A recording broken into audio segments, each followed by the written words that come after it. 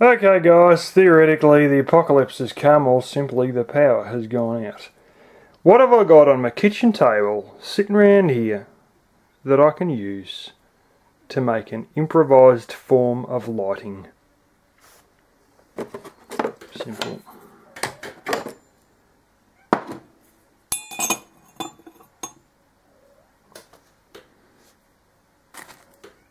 Old teabag string.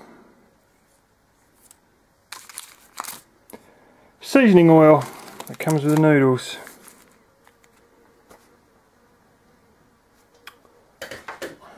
And a stove lighter wouldn't go astray. And I almost forgot a pair of scissors. Alrighty.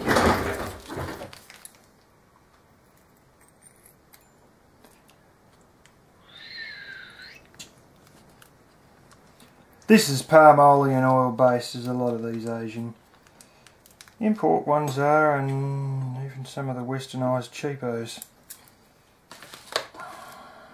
Oh yuck, it's oil. Don't like getting oil on things, I'm not a big fan of it.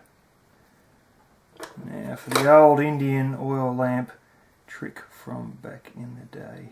It might not be a terribly stupid idea to actually trim the end of this too.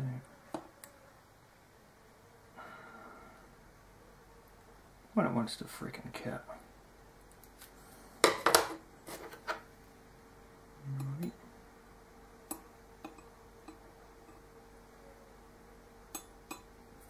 Now, the old Indian oil lamps, if you've seen some of them, they actually make them out of clay. Yes. Crappily fired clay. Of course, I got this in a coffee mug for a little bit of heat resistance. And that may go out. I might want to try the wick from the other side here. Hell, you can have the wick burning from both ends, it doesn't really matter. Just so long as you don't tip the bloody spoon over altogether.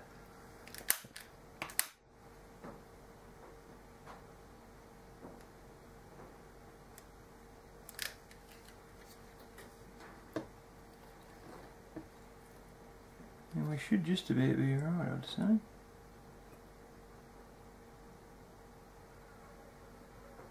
Sometimes it's a good idea to have, they sort of prop them up in the air a little bit, but the trouble with this is I've burnt some of the wick in the process of trying to ignite it.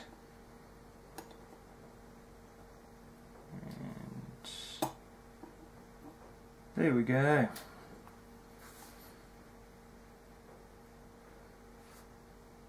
Not terribly great, but if you get a better piece of cotton, like a bit of ripped bed sheet, old rag, whatever, you can really make a go of it, because you'll get quite a big flame, but you may get a lot of smoke. These are likely to smoke, needless to say. The more of that I hopefully pluck out, the better my flame should go.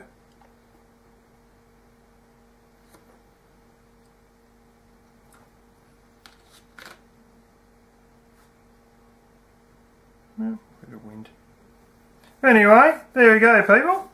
Old shit laying around the kitchen gives us a lamp. If you have the right sort of cotton that's not tightly woven, it should draw through the wick better. That's something that they don't tell you on the prepper videos when they show how to make an oil lamp, because if it's, as I found out with a little heating device in the cardboard house, some wicks don't really like vegetable oil, purely because they're so dense and tightly woven.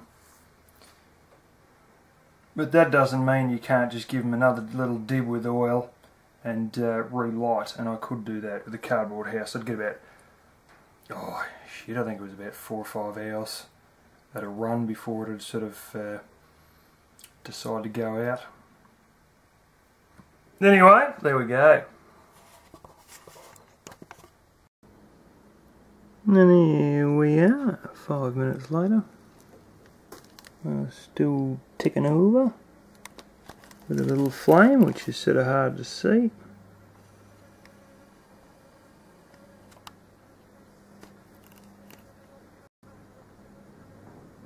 And there we go. 5 minutes later, spoon and a little flame ticking away still. Now if this wick isn't dense enough or too long, which I actually think may have been something to do with the cardboard house one, when it got too low it would actually cough, I can't really remember, then it should continue to draw. The longer the wick, the harder it is to draw, obviously, and gives you a higher chance of stopping.